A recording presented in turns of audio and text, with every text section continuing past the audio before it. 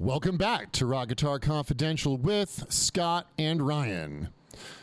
So, you don't like Kiss, you say? Well, that is your problem, and we're going to show you how to fix it. Ace Tribute coming up next. Yeah, so I'm definitely more of a fan of the Marty DeBergian style of filmmaking. That's my favorite. The Marty DeBergian method. Yeah, rather the than DeBergian method, Lynchian or like the Cronenbergian or Oh yes, perhaps even yes. Spielbergian. I'm kind of. Although the Cronenbergian method includes way more syringes poked into eyeballs. Yeah, it's true. There's more of that. There's way less scenes of that in Spinal Tap. Yes, referencing my new John Carpenter's Halloween Japanese movie poster. Which is crazy because there's no scene in Halloween where someone's eyeball gets hit with a syringe. So it's weird to me that's I know, but I guess it's just like, hey, what's creepy, dude? Hey, Japan again for the win. That's true. They're just like, what's going to make this movie poster like scarier and better? And they're like, syringe in the eyeball. If Let's do it. Michael Myers' hands had some kind of Hello Kitty mitten while he was stabbing the eyeball with the syringe, that'd be like more on brand. Hey, you know what? You should call the copyright office. I think that is a good idea. We don't want one of our listeners to steal that idea. We are a fount of good ideas for all kinds of different Truly. media. Oh my God, that's this podcast is largely we just like for free just give it out. I mean, I don't think we've ever had a bad idea. No, I don't. I know for sure I haven't. I mean, there's good ideas, and then we have great ideas. Yes. Well, I have great ideas, and then sometimes I have the greatest idea. Nice. That's usually how I like to do things. Excellent. That's very. And then the greatest idea is just like the singular. It's like the monad of ideas. Yeah, it's the fount from which all other ideas. It's like a perfect spring. haiku of brilliance. You know what I mean? Right. That just comes every once in a while. You just have to be open. It's like you can't make the wind come, but you can open the sail to catch it. And that's usually how I do things. You know what I mean? And then like Zeus, didn't it like try to like eat its own offspring or something like that? No, Zeus's father Kronos. Oh, Kronos tried to eat Zeus. Everyone except for Zeus. He actually ate Hades and obviously Poseidon and all of his siblings, who also his wives, which is kind of gross. But yeah. Well, I mean, dude, when you're hungry, yeah, exactly. Yum yum yum. Yep. Like so this might be the greatest like stream of consciousness intro we've ever had. Olympian god, hamburger helper, I guess, whatever it is. Yes. Yeah. Absolutely. Don't even get me started on when it comes to Greek mythology, because I'll go way deep, man. It's something that's a very interesting. So talk about Titans versus Olympians. It's so cool. Yeah. So I've got this. I've got this new Halloween poster. It's the Japanese movie poster, and instead of being called Halloween, it's called Boogeyman. Well, I mean, I guess that makes sense because Michael Myers is pretty boogeyman style. Well, there's the line like, "What's the boogeyman?" Is that right? Okay, I haven't seen Halloween in probably 25 years, so it's like me. I'm such a horror movie aficionado. Man, oh man, I've seen it. It's just been long. I've never seen it like with my eyes like covered with my hand. Like I don't want to see these people getting murdered by this crazy dude. Yeah. What? Yeah, of course you do. It's what? It's Halloween season, man. Like it's been on rotation. Like I've tangentially seen Halloween like 3 or 4 times this October. Oh my gosh! Just because it's on TV. I can't do it, man. Bruh. I'm like sports, and if I watch anything Halloween related, it's usually regarding Charlie Brown and Snoopy. That's usually like that's how I roll. Bruh. I know. I'm soft when it comes to that. Man, I'm just trying to think of like a good sports themed like horror film. How about the San Francisco 49ers roster right now? Oh, right. Or like almost the entire Sacramento Kings history. No, we got Russell Westbrook, man. Come on. You called it a couple weeks ago. You said Russell Westbrook's going to be on the Kings, and sure enough, here he is. You know what I mean? I know exactly. It's exactly how I feel. So when's the trade deadline? Like February? Yeah. Do you think he's going to make it? Well, it's not. I mean, Russell. I mean, he's on the vet minimum, right? So, like I said, it's not costing them anything. They gave Keegan Murray like a huge contract, and he's going to be out for like 6 to 8 weeks. I think with a thumb injury. Yeah. Keegan's great though. He's someone that's like building for the future. No, he's not. What? No, he's not great. I mean, he does play some defense, which makes him stand out on this team. He's a streaky shooter, but he's definitely, I think he's not an elite player at his position. They play him out of position too much also, right? Like if they could just have him like stay at the 3, then he could really, I think, succeed there. But, since for some reason management hasn't been able to get a power forward, he's going to be playing out of position more. And they still don't have one. Anyway. Yeah. You kind of think of Keegan as more of a small forward? Yes. Yeah. I think that's where he could be I'm not going to say elite, but he could be successful. I was watching a little bit of the preseason game the other day, and they had Saric and Sabonis on the floor at the same time too, which I thought was interesting, like a kind of a double big sort of thing. That was it would be better if Saric were Jonas Valanciunas. Yeah, that's true. If we hadn't traded Valanciunas, Apparently we can't make that happen anymore, which is great. No, I know. So speaking of Halloween and horror, that's the example. Every Kings fan knows exactly what we're talking about. Oh yeah, so let's yes, go ahead. I'm sorry. Okay, so one thing we got to get into right off the bat is that we just lost another legend this last week, and I hate that this becomes like a man. like It fucking sucks. And you know what? I'll some of you may remember the Passion of the Andrew from a few months ago. yeah, like a year ago, maybe 2 years ago. It was yeah, maybe like 4 or 5 months ago. I don't know. It's when my student Andrew and my good buddy, right? Yep. He's riding with me down to Los Angeles to celebrate Halloween with my buddy Justice. We're gonna.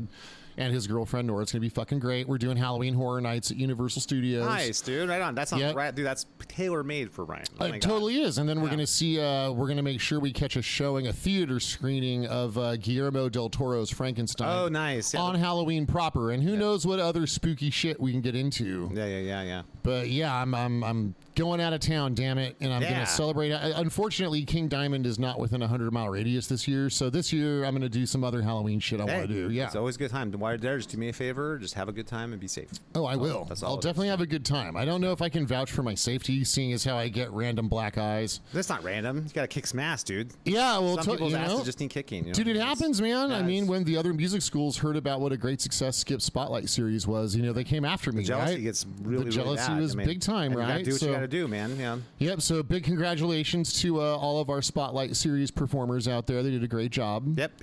Kids did congratulations great. on job well done too, my friend. That sounds awesome. Hey man, it was all of us that did it. It was the whole team, man. It's not just any one person. So, but thank you. But it's always bigger than one person. But right. A lot of kids get a chance to go perform, learn some music, get a chance to get up on stage, play, get a chance to look at some great gear at Skip's Music, and there's all kinds of really good positive things that came out of that. Yep, and they're still collaborating, and it's the program's affordable. It's $170 to get your kid enrolled, right? It starts a lifelong relationship with being in a band or playing with other musicians. Yeah, and you're not paying a bunch of extra money to receive substandard lessons from a substandard minimum wage teacher. We and shouldn't even give any airtime to that. And you're not rehearsing in a rehearsal room that looks like the lobby at TGI Fridays. Right? You're not paying all the extra money for that.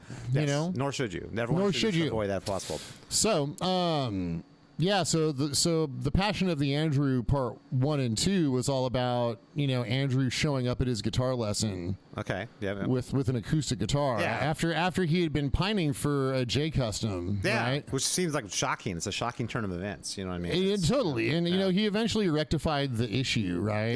Yeah. He returned that acoustic guitar and he got his J Custom as God intended. Yes, that's right. Yeah. As Mr. Hoshino intended. Exactly. Right. As good taste intended. Yes, things are going according to plan. But Andrew has a way of occasionally going astray. Oh no! I know. Oh no! What happened? Bruh, dude, he was on the right track. He had it all going for him. I know. Well, I'm hoping that today's podcast can kind of send him back in the right direction before we have to spend 5.5 hours or 6 hours driving down to LA together. Yeah, I mean, oh my God. Okay, what happened? So we're having our usual gaming session last night, and the topic of the dearly departed Ace Frehley comes up. Yep, Space Ace. R.I.P. man. Fuck, man. Yep. Dude, what a fucking legend. Yeah.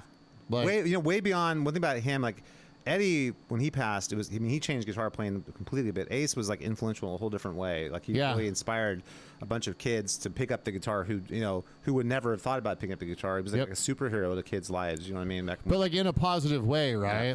There's other, Ace wasn't the most technical player, right? No, he was basically a self-taught, kind of meat and potatoes 70s style. Yeah, I was gonna say, you just took the words out of my mouth. Yeah, meat and potatoes, blues-based rock player, right? Cool, but had good vibe, good tone. Yeah, absolutely, man. There's there are other unskilled players who have been popularized.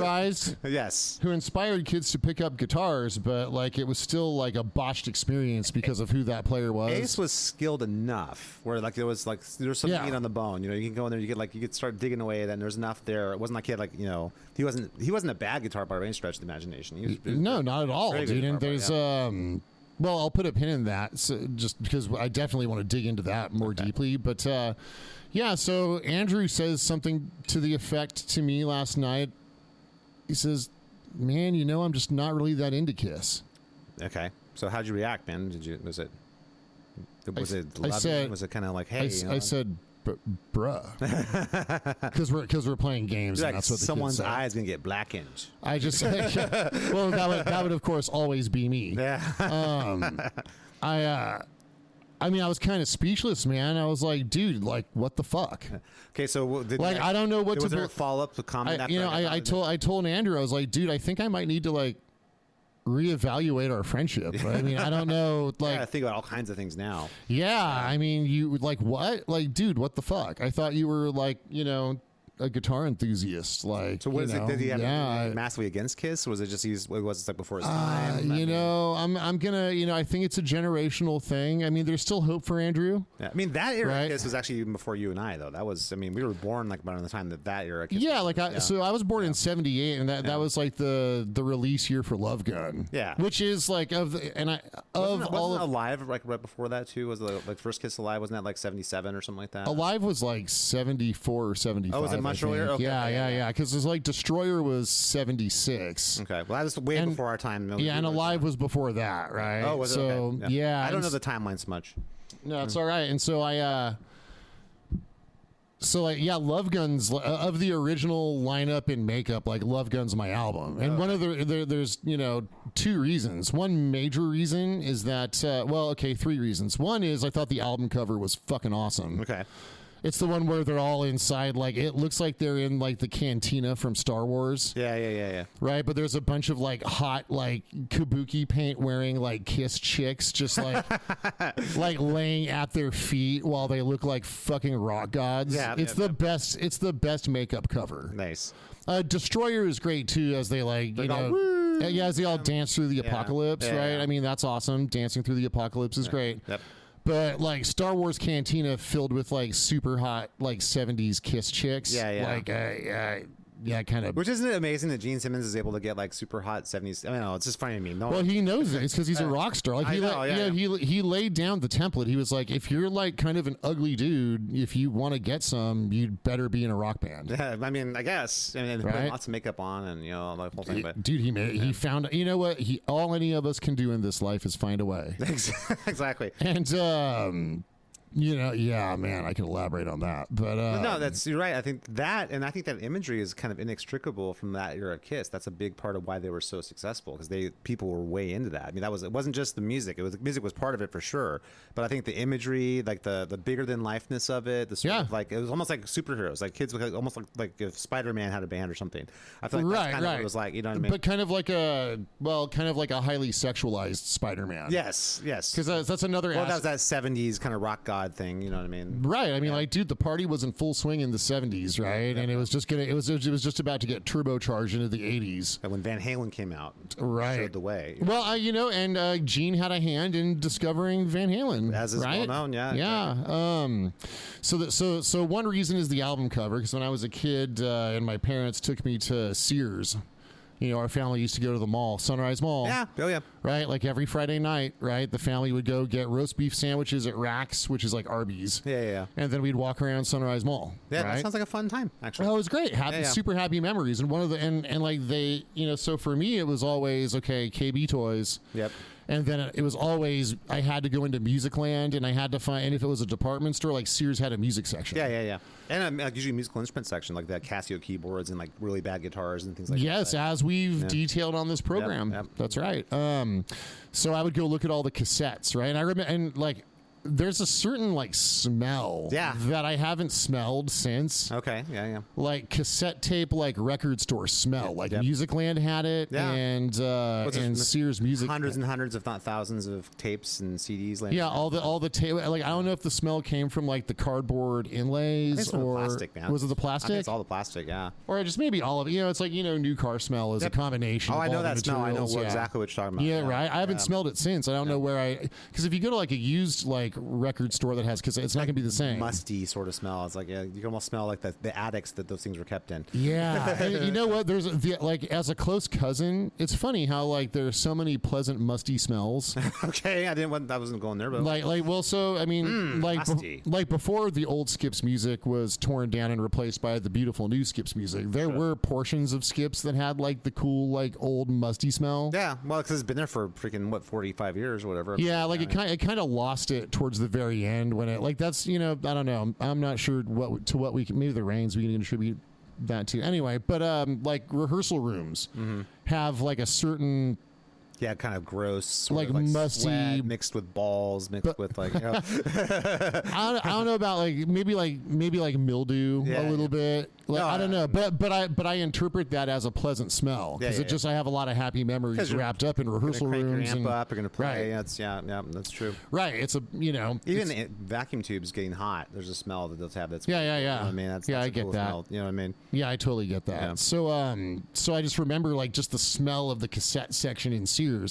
And that's where you would go through all the cassette tapes and look at all the covers. Yeah. And be like, okay, that Iron Maiden album, I gotta get physical media, babies. Yeah, like I gotta get Number of the Beast because look, there's the devil. He's my boy. I love it. Right? So like the album all had to be cool, and of course, again, you had to hopefully not get deceived by Meatloaf. Yeah. Bat Out of Hell's me the most extreme album ever, dude. No, it wasn't. It was a bunch of Broadway shit. Yeah. Anyway, but like Love Gun, that's just the one album, because I was a kid. I was like, okay, when I buy my next cassette, it's gonna have to be this one because the cover is so fucking rad. Yeah, and also, I mean, I'm sure you weren't thinking this at the time, but like a double entendre, the whole name of the album. I mean, it's like love, right? Yeah. I mean, Love Gun. Remember, KISS is supposed to stand for Knights in Satan's Service. Oh, I've heard of all that. Like, remember, like AC/DC was an Antichrist, Devil's Children, or something. Yeah, I mean, this is all just the shit that like the hysterical PMRC like the evangelical right makes up. Yeah, totally.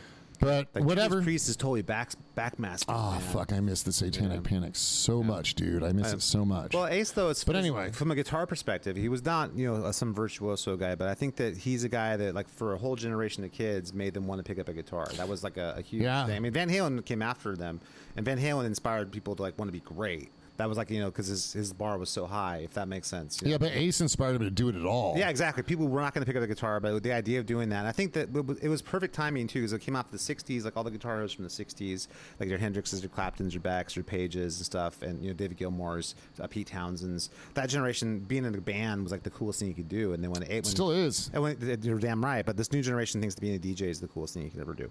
No, it's just if you don't have any talent, it's the coolest thing you can do. Bingo. But anyway. Damn, straight up. Yeah, but with Ace, and when Kiss came out, they just took it to another level. It was like, not only can you be in a band that's cool, but you could be like the coolest thing you can imagine. You know what I mean? It's just like this other level of cool. Yeah, well, I mean, with Kiss, less isn't more. More is more. That's right. Yngwie taught us this. Well, I mean, Kiss taught us it first, and then Yngwie also reiterated. He took it to another level. I'm with it. He unleashed the fury on that one. So, again, 3 reasons why Love Gun's my album, okay, right? So the first one was the cover. The second is Shock Me. Okay.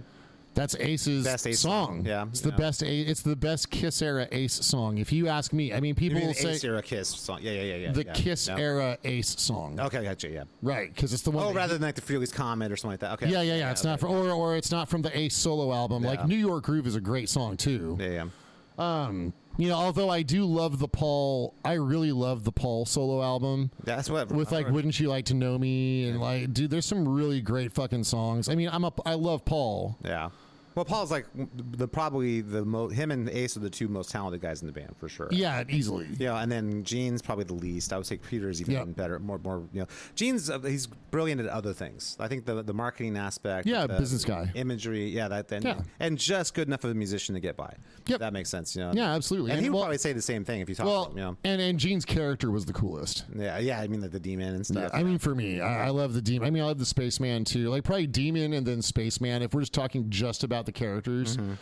But like Ace as the Spaceman was like perfect as the lead guitar player, like like a rocket ride, fucking great shit. So that's the two. So you have, and then the third would be the opening track, "I Stole Your Love." I think that's just the best opener for like makeup era Kiss. Yeah. It's just such a. I mean, there's a certain like someone this last like I was having this conversation with someone last week, probably one of my students, and we were talking about like the makeup and the stage presentation and the glamour of it all and everything. Yeah, how and, big it was. Everything's big. Yeah, and then they also offered up like David Bowie's Ziggy Stardust and all that, and I love David Bowie. Yeah, fuck, and talent that's as hell. yeah, and that's all great. Great and, tunes, Just been... I view the Ziggy Stardust stuff as being kind of more akin to like the British glam rock, like Mott the Hoople and like T-Rex, Gary Glitter, that kind of thing. Yeah, like Susie Quattro, Gary Glitter. Yeah, like I see, like that's kind of. I feel like Bowie's stuff is So Bowie, it's a little lighter than the Loafers too. It's not like a rock album. You know what I mean? Even Mott the Hoople was more of a rock album. You know what I mean? Well, when you say light in the Loafers, I mean there's like I love the androgyny part of Ziggy Stardust. I'm just and I love it's not like a heavy rock. Oh, album, okay. you know Well, it's not like Kiss is like heavy rock. I mean, that's the term "light in the Loafers" has a specific meaning. Oh, okay. Well, that's not intended. Then. Like, well, I mean, cool. I'm just making sure. It's not like a heavy rock album. Yes, you know got I it. mean? Okay, it's cool, like, cool. Man, this is rocks. You never now I know what you mean. You never put on a Bowie record and say, "Man, this rocks." Yes, you know what I mean. It's great. It's killer tunes, and I like it. And it's a little more cerebral, which is fine, right? So it's a little bit, really totally incredible artist. You know what I mean? So like Bowie, and there's other. I mean, even other performers that did like a shock rock thing, like King Diamond is like happens above the shoulders a lot, right? Yeah. It's and the music is so elevated too. It's so proggy, right? Yeah. One of the things I love about Kiss is that it all happens below the belt. Yeah, that's totally true. And, like, especially with Ace. Yeah, dude, it's what they call cock rock. Yeah. I mean, straight up, it just is. I mean, it's like there's a certain like undertone of like of sexuality in Kiss's music. Well, not undertone. The album's called fucking Love Gun. Well, I would say that Zeppelin had an undertone of that, but Kiss was like very upfront about that. But Zeppelin was also a little more cerebral. Yeah, like Kiss is just like I think Zeppelin took themselves a little bit more seriously too. Yeah, I mean that sounds fine as they should. I mean the musicianship was it demanded it, right? And they were very broad in what they did too. It wasn't like they were a one thing. You know what I mean? But Kiss was just, we're going to do this one fucking thing. We're going to be larger than life. It's going to be like P.T. Barnum, Dick Bailey's, right? 1,000%, absolutely. So I'll tell you what. Like I used to have 2 posters of Ace Frehley in my bedroom when I was a kid. Like one, he was like mid solo. Oh, that's so cool. And like the smoke bomb was coming out of the neck pickup and stuff, right? And I think this one was he was wearing what was the album after Love Gun? Was it Dynasty? Wasn't there one between Love Gun and Dynasty? Because I think that or Unmasked or something like it was like right before it wasn't all the way Elder where they wore the stripped down costumes. It's the one where you had the big triangular torso piece and the cape. I don't know enough about my Kiss history or my Kiss-tory. Bruh. No. You're becoming the new Andrew. What is going on here? I like Kiss. But you know me. I've talked to this on this podcast many times. I'm a Bruce Kulick, Vinnie Vincent era Kiss guy. That's where I. Well, I mean, me too. I'm in every era of Kiss. Like I'm way less adept at the Ace Frehley era. As I always liked Ace. I thought he was cool. When I heard of them, I thought it was cool. But I thought the Bruce Kulick and Vinnie Vincent and Mark St. John stuff was like way cooler. You know what I mean? In my opinion, that's because I'm a shredder. It's just different. Well, I mean, I'm a shredder too. But I know. I mean, we're it's both just shredders. We shred together. And together we do it shred all the time. Exactly. Yeah, shredders unite. Yeah, but exactly. Power Twins powers activate. That's right. Yes, you guys missed the fist bump because we're audio only for now. But if you keep listening to the show and we get to monetize, we'll buy cameras. You have an option though. You have to really talk about at least 10 friends and then tell them to tell 10 friends. You know what sucks is that I would totally feel justified in opening up a GoFundMe for our podcast. How dare you? If it weren't for the fact that like most people with a GoFundMe are trying to pay for medical bills. That's so fucked up. I know, man. And that is so fucked up. Yeah. Like I don't even want to jump. I don't even want to jump into the. Absolutely, man. Yeah. So anyway, I digress. No, I mean like it's not that I don't like the Ace Frehley, and I actually like the Frehley's Comet stuff. I actually listened to some of that. I thought it was pretty cool.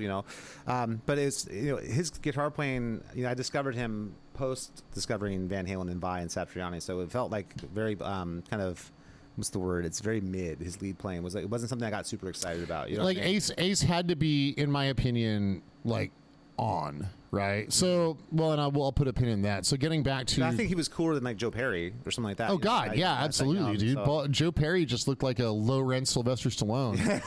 Like just and then Brad ham-fixing his Whitford way like, sitting through... there doing all the great solos Right. and getting no love, which kind of sucks. That's Brad right. A hell of a guitar player. That's right. The best Brad guitar Whitford's player in the guy. Aerosmith is definitely Brad Whitford. I think Easily. Everyone in Aerosmith knows it, too. But I'm like this close to saying Joe Perry's a hack. I don't think he's a hack, but he definitely... I said this close. I didn't go all the way. You But very good restraint on you. But Yep. I mean, he's a rock legend. But that being said, like Brad needs to get more love in that band. Come on. Yeah, but he needs to get all the love. Ace was a way more serious player than those guys. As far as I think his playing. well, was not much than Brad Whitford, but the Joe Perry yeah, definitely. but it was like more like kick ass. Like what Ace was doing was more kick ass. When Ace was on, it was magic. Yeah. Like there's so I think some of it is the Eddie Kramer production.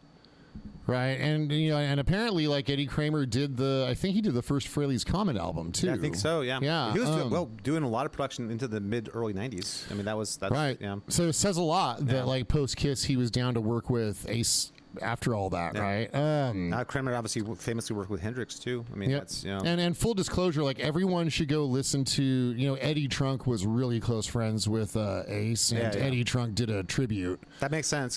Yeah, it's available on Apple Podcasts, and I'm sure wherever. Like everybody should listen to it. It's really like an hour and a half well spent. Yeah. I mean, it sucks that a dude's got to eulogize like one of his best buddies, but it's really worth a listen. It's a cool story about like the depth of their friendship, and I highly recommend it. Yeah, and how Ace kind of navigated like the early parts of his solo career and stuff, and putting Fraley's Comet Right. together and getting signed and stuff. And That's right. what's he gonna do after Kiss? And Kiss is going this other direction. And So one thing I'll say, right? So I had two posters of just to kind of like give you an idea about how I felt about Ace.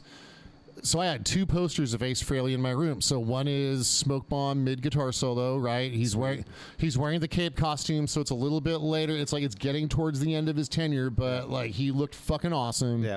And, We're still talking like late '70s, so it's not like it was like that old. I mean, like very later, maybe even like 1980. yeah, like '79, '80. Yeah. Right. But it's not like he was like some middle-aged guy or something. He's still a young guy. But, Again, by the time you get to Music from the Elder, he's just wearing like a spandex suit with lightning bolts on it. So this is like the full regalia. Like he's got a fucking cape. kind of the peak like image of It's about the time that Kiss was really getting because Kiss wasn't originally like supposed to be a kiddie band, right? Mm-hmm. And as we all know, like children ruin everything.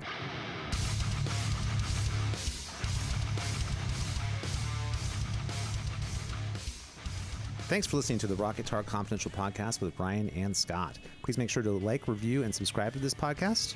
Now back to the show.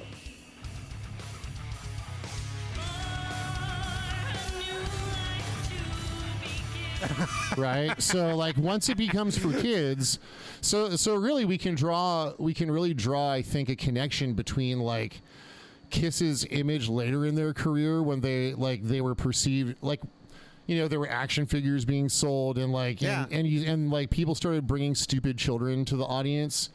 Right, it wasn't that kind of like Love Gun, like cock rock kind of like adults. You're gonna get high and go see Kiss. So what you're saying is it's kind of the anti-trick serial. It's not for kids. Well, but then it became Trick Serial, and so just like Star Wars, the more children you add to it, the suckier it fucking gets. Like the same thing was happening to Kiss, and so this is about that era of Kiss, like when he had this particular costume. It was the like full on where action figures and like people are bringing their dumb kids to our shows like era. Yeah, but that was good business for them though. I mean, that's I'm not saying it wasn't. I mean, that's the problem is that like children equal like money unless you have them, in which case they cost you money. I can attest to that. That's true. Yes, right. But if you're selling shit to kids, then you're gold, man. Then you're stealing their parents' money, and that's where Gene comes in. Yeah. Rich and I have a joke about Gene and Paul stealing our lunch money for decades. Yeah, and so there was that poster, and then there was the other poster, and I encourage everyone to like Google this or look it up. However you choose to search things on the internet. Wait, you can search things on the internet? Yeah. I didn't know that. I know. So there's a picture of, and this is Ace in 1978. And again, I was born in 1978, right? So this added some fascination, right? Like there's Ace he's in his Love Gun costume, right? Because it's 78. where it's kind of more like the vest and like the silver sparkle space boots, right? But it looks kind of like you know the padding on like a custom amplifier where like it's a guitar amp, but it looks like a couch, or like it looks like the back seat of your lowrider, fluffy kind of thing on the side. Yeah, right. So it's kind of like that, kind of like the puffy boots with the sparkles on it. K custom, like correct. Custom, yeah. Yep. Anyway, and so Ace is sitting in his studio, right, which I think was in the basement of his like mansion at the time, right? Of course. Yep. Because Space Ace has a mansion, of course. And there's just like his entire guitar collection. Like he's sitting like on an amplifier. There's amplifiers everywhere. And then like all the walls and the ceiling. There's mirrors everywhere. Oh wow. So, like I used to just stare into both of those posters, just like dreaming, just like hoping I could like catch like one other like detail that I missed, especially that, like, I mean, both the Smoke Bomb one, like just like at the guitar, like, oh man, the smoke, how does he make the smoke come out? Like I was just fucking fascinated, right? And then like in his studio, right, like I would try and like look into like the mirror to see if it was reflecting on a guitar that I couldn't see in the shot, and like, oh, look at that, like Akai reel to reel he's got over there. Look at that piece of gear, and like how many guitars are in the board, like his big like board up there too. Like, I don't remember a board, but there was like a reel to reel. Okay, right. Okay, so it's still you tell it was a studio, or maybe it was like an Otari or something like that. I don't know, but anyway, so I just would like stare into both of those pictures and just fucking daydream. Also, just like all the amps and guitars when you're young, it's just like so cool. God, well, and the gear too. Yeah, oh my god, you know, and look at those amps. That's fucking awesome. You know what I mean? Yeah, but like I can't, dude. I don't remember having that experience. And of course, like my room was filled with fucking awesome posters of killer bands and guitar. You know, I guess that's when we grew up, man. There's nothing but killer bands everywhere. That's right. There were killer bands everywhere, but like I don't remember like having that attachment to that particular. Like it was like a centerfold in Guitar World or something. Yeah. I know. Dude, same thing. I used to have all over my room when I was a kid. Sure. So yeah, it's just I don't know, man. So like I think Shock Me is, especially the solo, that's like Ace's. Like if you want the essence of like who Ace was as a guitar player, like Shock Me is the tune for me. It's kind of his signature song. You know? Yeah, totally. And that's his guitar playing like at its best, with like the best production, that kind of dry 70s like Les Paul into Plexi. Yeah, one thing I like about Kiss, that 70s era Kiss, is it was a little bit harder hitting than like some of the other bands. Like Aerosmith was like a rock band, but they didn't rock that hard. You know what I mean? You know, Zeppelin rocked pretty hard when they wanted to. You know, Kiss was like, always rocked hard. And Scorpions, you know, they would rock hard. Accept would rock hard. You know, when Van Halen came out, they rocked hard. You know, it was more yeah. But Kiss was rocking like that before like America even knew who Scorpions was. Exactly. Right. And Rush was coming out around that same time too and stuff. Oh, well, and Rush toured with Kiss. I love the connection between Rush and Kiss. Yeah, exactly. You know, so crazy. I'm sure. Yeah. That's how they made their bones, man. They toured with Rush, toured with Kiss a lot, actually. Back in the day, you know what I mean? Which is, and I mean, how cool must that have been? Like to see Rush open up for Kiss, and then you get both of those bands on the, and you probably paid like, you know, $10 or something. I was gonna say $5 for the ticket, but yeah, yeah, that's so great. I mean, it reminds me of some of my students who are a little bit older will tell me stories about seeing Day on the Green in like 1980. Yep, and it was like AC/DC, Foreigner, Aerosmith, Van Halen. It's like, right, or like, shit. yeah, it's like every great festival band. Or California Jam, or any of that cool shit. Yeah, it's like, I'm like, oh my god, you know, it's like just amazing. Like Van Halen and ACs are the openers, dude. Like especially when you contrast that with like, I went to Aftershock and saw Blink-182. Yeah, and Korn. You know, oh, fuck. well, you got ripped off. I know exactly. Bring Me the Horizon was the headliner the last day. Okay, they're good. They aren't good. I hate fucking Bring Me the Horizon. Dude, they're fine. No, they're not fine. They're fine. They're definitely not fine. I don't know if I ever actually received the Horizon. It's still out there, but so no one bought it. Okay. Well, no, I mean, they're actually talking about like the ESP guitar, the Archtop Strat, the Horizon, Bring Me the Horizon. I wish their music was better. That's the one thing I was. No, it's fine. I mean, look, I'm grading on a very low curve. Yes, I know. I'm grading on. You have to be to say that band's fine. I'm grading. Well, I mean, Bring Me the Horizon. I hear has like different eras, right? Like the early band. Like I've heard some shit that was pretty cool, and then I guess they changed their sound kind of like mid. Yeah. They changed horses mid-race. Well, everything I've heard from that band has been just not good. It's but then again, I don't know. Maybe I've heard awesome bands like they're so much cooler though, and I keep thinking like, okay, why isn't this band but you know what I mean? Like, why isn't Firewind where Bring the Horizons? Right. You know what I mean? There's so much. Oh, better and in of every course, way. Angra, Ed Guy. There's like all these other bands that are so much cooler. You know what I mean? Oh, well, yeah, of course there are. Yeah, I mean, you know, it's just. I mean, the '90s nostalgia has infected Aftershock. Yeah, so. but Bring Me the Horizons is like mid 2000s, like 2005, 2006. Oh, I guess it's moving on. Yeah, I mean, right? I guess. Oh, yeah, dude, trust me that the 90s thing is fully live, and we're in the midst of the 90s revival right now. Oh man, so. did you hear about like? Batten the hatches down. Did you hear about the other? Like, we'll get back to Ace in a moment because there's more to say. I think. Yeah. But, of course. Yeah. Like, did you hear about the other monumental loss to the rock world? No. Okay. Bated breath, waiting for this one. I'm such a dick. So I guess Limp Bizkit lost their bass player. I heard about this. Yeah. Well, the original bass player, right? I'm sure he was a nice guy. It's not, but yeah. Like musically speaking, I don't think he didn't do the world any favors. No, he really didn't. Yeah, so yeah. let's remember him more as like let's hope he was a good dude. Yeah, I hope hope his family's okay. I hope his family's okay. But let's not like give him any applause for any sounds that he made. Nope. Like no one should ever be encouraged to have Limp Bizkit exist. No, that's really kind of a stain on his record. Right and there. really the world. It's it's one of those things that will look back in tough. shame. Like we'll have monuments at some point in the future. Like never forget. So you know what I mean? Yeah. So anyway, we've got to. So my good buddy Andrew needs. I hope he's listening to this podcast because he needs this education on Kiss. Yeah, man. See, like. I totally get where he's coming from because there's some bands that were legendary. See, I don't get where he's coming from. Well, I mean, no, there's all. certain bands that are considered legendary that maybe just aren't your jam. You know, it's not your thing, you know so here's where I'm coming from. Yeah. Like, I think that if you're serious about being a rock guitar player, then you have an obligation to get Kiss. Like, if you don't get it, then that's your fault, not theirs. It's not like it's that hard to get either. It's not like Gene Simmons never plays hard to get. Well, you know what I mean? good wah, wah, wah. Good one. They're good so one. easy to get. You know, it seems like that's I mean, that's how I feel, right? Like, if you don't get Kiss, then that's your fault. Cold Gin and you need to figure New York out Rock City or Detroit Rock City. Detroit Rock City's great, and then New York Groove and like all those tunes. Their songs are very easy to get. Cold Gin, Deuce. You know what's great about Deuce is that like the word Deuce doesn't actually mean anything. They just put it in the song because it sounded cool. You can drop it. You can drop the Deuce. That's you know your man is working hard. He's worth a deuce. Which you could, if you wanted to, like interpret it, like using current vernacular. Right. I mean, you'd say your man's worth a shit. He's worth a deuce. He's worth a shit. You know your man is working hard. He's worth a deuce. He's worth a shit. That's so funny. So it could. I mean, maybe people call a shit a deuce because of the song Deuce. I don't know, but I think the reason I was never as into the Ace era is just I just wanted more like shredding. I wanted to be like more ripping guitar. I liked it. It was fine. It was cool. But it's up to you then to go back and listen and find out. To it. I mean, you gotta. He's not going to start shredding more now. I mean, it's not going to. So that's where like the Fraley's Comet stuff comes in. Like, there's moments where like, and you know what? It's always Ace. Like, Ace played in the key of rock. Yeah. So, but that's cool because you can reference like every mode within your pentatonic scales, right? Sure. And so like. He wasn't a schooled player. No, so. Like dude, he just had this intuition. Yeah, he's very good vibe, very cool. Like choices, very good at the attitude. That's the one thing he had for sure. And that's the thing. Like, even if you're the most schooled musician in the world, if you don't have the attitude, you can't buy it. That's something you're either born with or you're not. You know what I mean? Right. I've never found someone who didn't have attitude that all of a sudden later was playing with all this attitude. Dude, if you get up on stage and you're staring at your fucking shoes, then you're a shoegaze band, and I don't know why anyone came to your concert. That's true.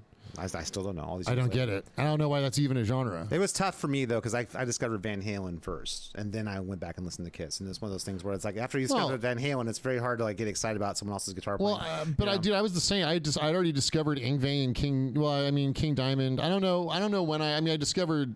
I guess I discovered Kiss technically before that, but I mean, I was already listening to stuff like Billy Idol, and Steve Stevens is a great guitar player. Man. Like, there was great guitar all around, and I was aware of Eddie Van Halen and all that too. I was listening to like Jump and dude, Van Halen was the reason I started playing guitar. So it's one of those things like that was way into all the Van Halen stuff, and he was such a monster player. And then I remember I discovered Vi and Satriani right after that, and then like Lynch and Dokken and all that stuff. I mean, I'll admit that like popping Love Gun in like the cassette player, like it didn't sound like the it didn't sound like the other 80s band, like it didn't sound like Poison, or it didn't sound like the one from Van Halen. There's like right, it didn't sound like Van Halen. Yeah, it didn't have that. Whoa, holy shit! Listen to that. You know what I mean? It was like well, but it was a different kind of it took me a second to get it, but they didn't take much longer than a second. Like I totally got it. The rock and rollness of it, I get, and I totally love the aesthetic, and I totally think his licks and stuff were right on the money for what it should have been. The guitar tones are fucking great. Yeah, I mean, and also just the attitude and the vibe was right. You know what I mean? That's what it should have been. You know what I mean? But I was very much in like the shredder, like tapping Memmy Bar kind of headspace at that time. I didn't. It just my heart hadn't opened to that. Let's put it that way. You know what I mean? Fair enough. You know, ironically, I think the person who did open my heart to that was Mark Kendall from Great White. Because he was like a guy who, to me, was very similar to Ace in a lot of ways. Like, and you know what? Like, what I mean, and like, there's some awesome Great White songs, but like, I don't ever need to hear Once Bitten, Twice Shy again. No, like, I get that. But like that music video, some of the other songs on that record, I think, are great though. I mean, well, the problem is that like they had that video on such heavy rotation, right? Like 1989. That's like on every 5 seconds. I know. Yeah. Now remember, like I only got like a half hour or an hour of music videos. Like even like when I was older. Well, yeah, because my parents, like my dad, just did not get cable television. Yeah. I didn't have cable either. Yeah, so we had like 5 channels. Hit Video USA would be like on Saturday, like at 2 in the morning or something like that. Yeah, if you were lucky enough to catch it, right? Yeah, if you remembered it existed, right? Yeah, I remember like putting my VHS tape in there and like staying up till like 1 in the morning to go tape it and stuff. So I'd have like a like hours of videos on my VHS. I love that we have that in common. Like, I'm glad that there was some other young person out there suffering like I was. Oh, totally, dude. And so if you only and so I used to do late night video parties. Yeah, like I remember that. Yeah. And so you'd also get like a couple local bands at the Eldorado Saloon. Yeah, exactly. Yeah? I remember. Yeah. I remember, what's that band? Emerald City. I know they were on there. Yeah, Billy Haggard. Shout out to Billy. Yeah. Billy's a friend of mine. I got my Blue Jackson, my 1990. It's either 96 or 98. My USA Jackson Dinky Elite. I bought that from Billy Haggard. Oh, that's fun. That's from the band Emerald City. Yeah, I remember seeing that. I'm like, oh my god, these guys are from here. This is so cool. Yeah, good shit, man. Yeah, I never knew about Tesla back in the day, but like that, this other group of bands trying to get out of there it was kind of cool to see. Shit, we gotta have Billy Haggard on the program. Totally. All right, I'm gonna start trying to work that out. If you're after Billy, we'll reach out. We'll find you, man. Yes. So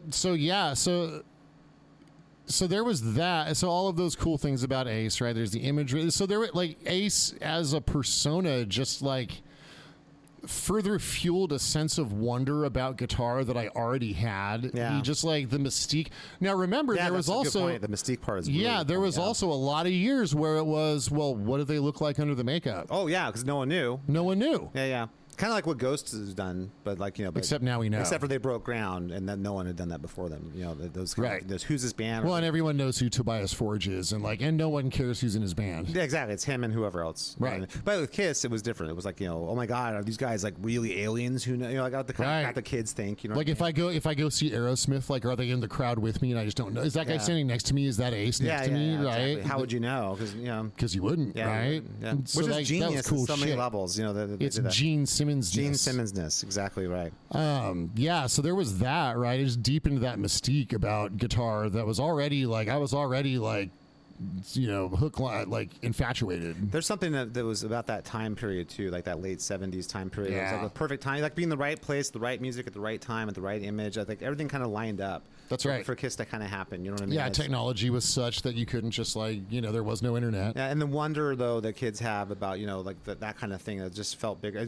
It was genius in all levels. And you're right, because that whole mystique of who are these guys? Yeah, the world felt bigger back then. Yeah, it totally did. Yeah. Well, ironically, we have more information at our fingertips right now than we've ever had, but the world felt bigger then. Now and people feel more stupid now than ever. Well, they should, because there's a lot of dumbass shit. We have everything you can imagine at our fingertips right now at all times, but we're also dumber and more claustrophobic than we've ever been. Right, like the entirety of human knowledge is like instantly accessible, like in your pocket. Yep. It's just that people choose to like watch reality television. Yeah, yep. And they choose to listen to Post Malone. Yeah, it's true.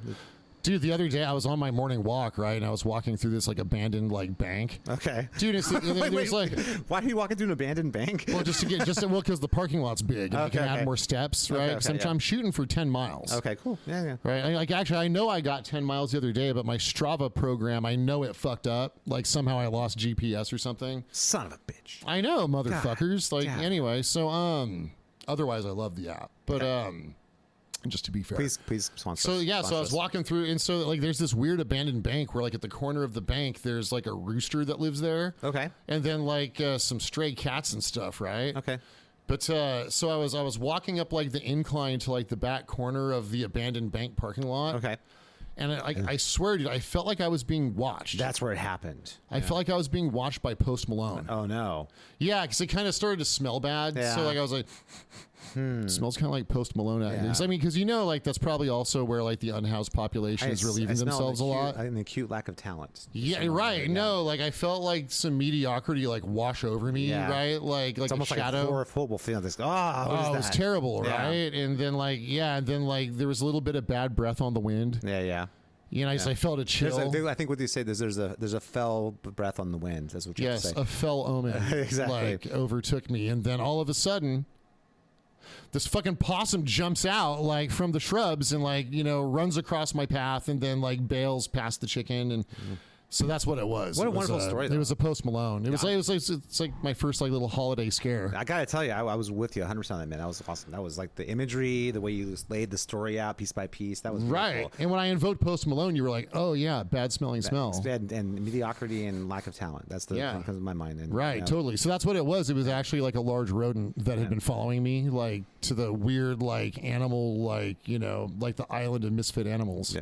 Well, I'm still pushing very, very hard to move us to the Post Malone era. That's what I'm working on it. I'm doing everything I can. But dude, he's out there in the wild, man. So you know what I mean. I know, like on the last episode, where's Ted Nugent when we need him? Do some good. I make never. up. Okay, I never need Ted Nugent. Well, I mean, I feel like it's like one of those like a bear kills the Wolverine kind of thing. It's like it's an enemy of my enemy is my friend. Maybe I don't know. Form like an alliance with the Nuge. Exactly. Have him out there to trap just some Post Malones. That's take down the Post Malone. Okay, dude. I think you just described like the plot for like a great Nicolas Cage film. Okay. Sweet, yeah. The hunter becomes the hunted. Right, yeah. Ted Nugent, Post Malone. In Hunter X Hunted. Well, the funny thing... In Smelly Hunt. In Smelly Hunt. Wang Dang. There you go. Post Malone. No. Right. Like, well, Wayne Dang, Post Poontang. Well, it's funny. Like, I feel weird about Ace in the sense that like I do like that era Kiss. It's just not, when I think of Kiss, like with the Kiss that I'm into, it's the later Kiss. It's just for reasons we talked about before. But I do feel like it's a tragedy. It sucks that all these gods are like leaving us. It feels like in quick succession. Like all these people who are like rock gods that we, grew up with, listening to and help guide shape what we're going to be. They're all kind of going one after the other, it feels like. And I know it's going to accelerate as time goes on. Well, Ace's thing was weird too because he like, so as I was describing to you off the air, like I took a fall in my formerly pitch black hallway since there's been no electricity in parts of my house for 2 weeks. On account of lack of electricity? Right, on account, right? And I tripped and fell and gave myself a black eye like that Sunday. And then like by that Tuesday or Wednesday, they announced that Ace fell over and hit his head. I'd heard that he took a fall and he had a brain bleed or something. Yeah, I guess he was like, well, he fell twice. Like I guess he had some like what I've read, which I don't know if this is true, so don't like quote me on it. But he was sitting down on like a vintage stool in his rehearsal studio or his recording studio. Because he's trying to finish up a song. Dude, he was trying to write and record a song, and like that old stool gave way, and he fell backwards and hit his head. Mm-hmm. And then they got him all like patched up and stuff, and then he did it again, and that's what caused the brain bleed that killed him a couple of weeks later. Yeah, isn't that crazy? I mean, it's like nothing massive, just a bunch of small little things. Hey, death is inherently unpredictable, folks. It's true. Well, on that happy note, right? So it was just like the death of good popular music in the '90s, man. Yeah. It was unpredictable. It just happened. It didn't from out of nowhere. It didn't just happen. That was more of a choice that was made by many people all at once. It was almost like us. a Heaven's Gate suicide cult sort of thing. It was like American culture was chasing Hail Bob. Yeah, exactly. We should all castrate ourselves and drink the Kool-Aid. That's what we should do. That's a good plan. Yeah. Yes. Yeah. It was anyway. So now if you listen, so another thing that I dig about Ace, like if you listen to some of the Fraley's Comet stuff. Mm-hmm. Second Coming is the one I remember listening to a lot. Yeah. Second Sighting. Was the second? What was it called? Yep, Second Sighting. Second Sighting. Okay, that is the second Fraley's Comet album, which is not the best of them. Yeah, that's the one that I remember listening to the most. Is that one? Yeah. What's the standout track on that album? I didn't have one. I remember that was one of the problems with that one. I'm like, I don't know. I mean, it was fine. It struck me as perfectly like serviceable rock music. You know what I mean? So I'm going to cite my source. According to Eddie Trunk, they sort of rushed that album out so they'd have something to sell when he was on tour. Yeah, that makes sense. sense. right? Yeah. But like Back in those days too, you actually were trying to sell the record. With the tour Right. was like to sell the album. You know. So if we, but so my and this is, you know, so my one thing I always dug about, like, so like the first Fraley's Comet album, songs like Into the Night and Rock Soldiers, like it seems to me like they were written, like there was like a childlike innocence to Ace. Yeah, Like Ace kind of never grew up. yeah. So even to this last day, Which I just fucking loved about him, Yeah. dude. Like not so like there's something about like being the kid looking at Ace in the poster and then like growing up and realizing that like Ace was also the kid looking at the poster. Like Ace was the kid along with you. Yeah, I think that's Like, why, that's who he was, Yeah, that's you much know? passion for what he did. I think because he was so excited about it. It wasn't like he was like, "Oh, this is just a calculated thing I'm doing for the money." And he was just like a goofy dude who like didn't take himself too fucking seriously, right? And so like those that must have rubbed songs. Gene Simmons wrong. I'm sure that was part of. I mean, he was kind of a drunk for a lot of his life too. But I mean, Yeah. I got a feeling that like childlike innocence, sort of like goofiness, probably rubbed Gene wrong. Well, they say that addiction arrests your emotional development. That So can see that, I don't yeah. know, but you know, in a more positive. So if you listen to songs like Into the Night and like Rock Soldiers, like the way they're written, like the choruses they're kind of like run-on sentences. You know, like I'd have to find the lyrics to like Rock Soldiers, but like it's not what you would expect out of. Like it's not what you would expect out of like out of a typical chorus. Yeah, I'd expect it to be right? like a big anthemic, you know, rock soldier. Well, it is anthemic, but like the way the hang on a sec here. I'm gonna try to find this as soon as I learn how to use my phone here. Yep. But I always just thought interfacing like to the uncommon song structure to those tunes. Like I wonder if the song was like more discombobulated and someone just kind of had to like sort it out later, but it just leads me to feel like there's like a certain like innocence to all of it that you just aren't going to get in other stuff. And like the production is like fucking great. Of course. Yeah, I okay, think so the here we producers go. would probably be more likely to give him a little bit more leeway because he's Ace Frehley too.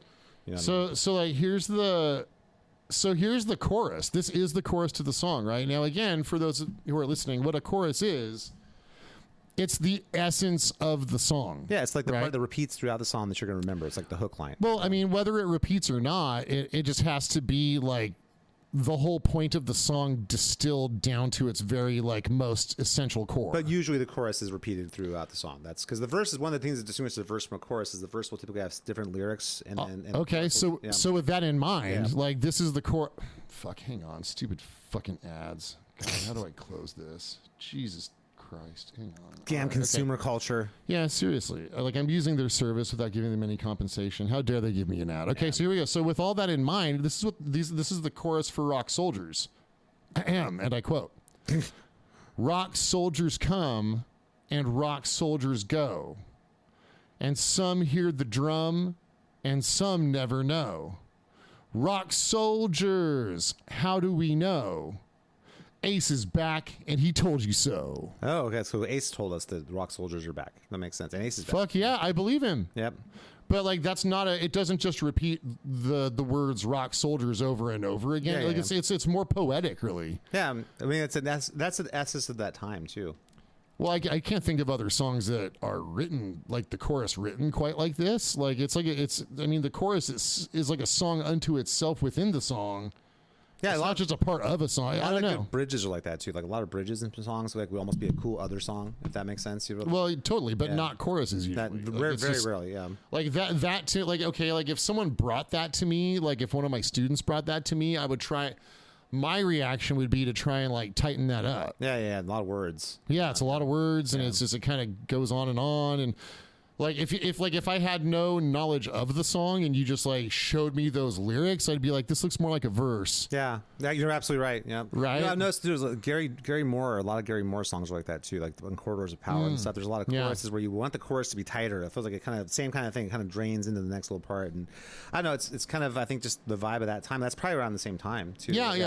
So it's one of those kind of it is what it is. But I mean I think one thing that Kiss always had, they always had like those like really simple kind of anthemic tunes. Oh yeah, good point. That was, I think maybe that was him differentiating himself a little bit, and having something different. And, right, like the chorus for Love Gun is Love Gun. Repeated over and over again. How are you gonna know? I mean, that's right. Or so I want to rock and roll all night and party every day. It's like iconic, right? But over and over and over and over again. Yeah. So I would encourage everybody to listen to the first Fraley's Comet album at least. The production's great, and like there's just some. I mean, some of those songs are a little goofy, but like in the best fucking way. Like I just do like, when Eddie died, I was bummed because Eddie Van Halen, right? Yeah. Like he's why you and I he changed my life. Guitar playing forever, you know what right? I mean? Like if guitar playing hadn't become what Eddie made it, then like my life would be. Who knows what the fuck would have happened? I have no idea. We'd live in Los Angeles, being the comedy writer, probably. That's what I'd be doing. Yeah. And then we'd both be, and we'd have a comedy writing podcast. We would have found each other. Yeah, we would have. Comedy,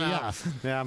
Right. And then like also like when John Sykes died, like that hit hard because of the direct personal influence like his playing has had on my playing. Yeah, for sure. Not only that, and the songwriting and the attitude and the balls of his riffs and stuff, and his just absolutely rampaging solos and stuff. Just like so. And Ozzy dying, it's like, well, he was part of our childhood, and then there's all the great guitar players who are all still around except for Randy. Yeah. Right. So I'd love to see Zach and Jake do something together. That'd be so cool. Totally, that'd be so cool. But like with Ozzy, like we knew he was sick with Parkinson's for a long time, and like good dude. But like he capped things off. Yeah, like, kind of went out like at least sort of on his own terms. I mean, Yeah. I mean, who knew at the time that was going to be like we're weeks away from the end? I mean, I mean it's I don't know. I feel like there's more resolution. But like again, after listening to these Fraley's Comet albums, and then like reflecting on just like who Ace seemed to be, things like the interviews he did, and like listening to Eddie Trunk talk about their friendship on the podcast, and like harkening back to like the interview he did on like that metal show and stuff. Again, everybody needs to listen to Eddie Trunk's podcast. Yeah. But like what's really bumming me out about Ace is that he just seemed like such a sweet fucking guy, man. Yeah. And like 74, 75 years old. Yeah. So that's so much more to do. He should have had at least another like 5 to 10 years. Another 10 years for Ace. Man. Like falling off the stool, that's fucked, dude. Like the world is definitely a lesser place without Ace in it, man. You're absolutely right. Seemed like just a really good, sweet dude. And you know what? At least he was fortunate to like never really have to grow the fuck up. And that's like all any of us can ask. And he still went out being Ace too. Like it wasn't like he was a shadow of himself. He was still an Ace, you know what I mean? That's total fucking icon. Yeah. There's also some cool anecdotes about Ace in Holly Knight's memoir. Oh, and speaking of which, if you listen to Ace's third album, Trouble Walkin'. Oh yeah. Yeah, so I guess Ace also recorded a version of Hide Your Heart, which is a Holly Knight co-wrote that song. Mm-hmm. And I mean, I know other artists have done it, but like I always associate that with Kiss. Yeah.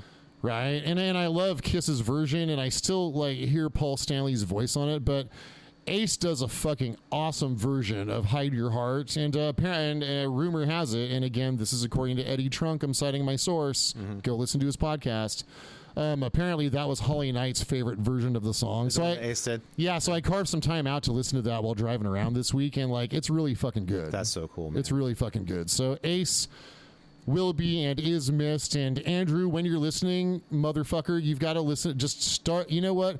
Watch, and everyone who's listening, like go familiarize yourself with Kiss. And so it's all available on fucking YouTube, man. So like, doesn't cost you a dime. Just costs you time, so go onto YouTube, watch it on your kick-ass 4K like OLED television with the surround sound, and just watch. Like I know they had that. There was like a boxed set. Mm-hmm. There was a 1977 Cobo Hall performance. Which would have been like just immediately pre-Love Gun era, I think, or maybe it was right just around there. I mean, or maybe it was Love Gun tour, or find a 1978 performance, something that would have lined up with Kiss meets the Phantom of the Park, or if you watch the original version, Kiss versus in the Attack of the Phantoms. Which you should also watch. But the tour where they come down on like the pedestals. And they open with I Stole Your Love. Like, just do yourself a favor. Carve out like a couple hours and just watch the entire late 70s Kiss show. Yeah. And then while staring at a poster of Ace sitting in his studio while also staring at like on your iPad, get up the photo of Ace doing his solo with the smoke coming out while you watch the concert, and then in your right hand get a picture of him sitting in a studio and see if you can pick out all the details of the guitar. Yeah. Like do all of that and your Ace on. Yeah. So Andrew, that's your project for this week. That you and everyone else there. Listening. Yeah. Yeah, like if you're listening to us and if you're saying to yourself like I just don't get it. Yeah. Then like first of all, that's like more of a you problem. Right. First of all, go look in the mirror and just accept that that's your fault, not Kiss's. Kiss tried to show you. And and then make it a point that like if you care about guitar, then you need to get it. And everything that's good and wholesome in the world too, really. That's right. Yeah, I mean that's That's right. If you don't care about that stuff, then then you guess you don't have to. But I mean, it seems no, like but you should. You should care so about if you're a self-respecting guitar, even if you're just a guitar enthusiast, like it's up to you to get it. Yeah, right? It's on the better guitarist, then you can come and take lessons with either Ryan or I, and we can show you how to become better. But if you're just an enthusiast, absolutely, we can take it to the next level. And just to be clear, like there's options for you. Like not liking Kiss, like that is not an option for you. Yep. So if that's where you are right now, you need to start at I love Kiss, and then you need to work your way backwards to where you are now. Yeah. And like whatever steps it's going to take for you to get to I love Kiss, then you owe it to yourself. This is just from me as one human being to another. You owe it to yourself to make things right. Yep. It's you've got to right the wrongs. You know what else you owe it to yourself? To like and subscribe to this podcast. Yes. And to go to xaegisband.com. That's www.exaegisband.com. And if you really love yourself, you should follow us on social media, and you should also like that and share our posts so people know when the podcast releases. You should also take guitar lessons from one of us. Yes, exactly. Somewhere in the Sacramento area, or if you want to do it online via TrueFire or via Zoom, any place in the world. Yep, that's right. Yep. So we'll Zoom with you guys. All right, guys, get your Ace on this week. Let's kind of remember the legend. Go ahead and everyone, rock and roll. go take a rocket ride this week, folks. Damn right, and we'll see you next week. Thanks so much, guys, for listening. Peace.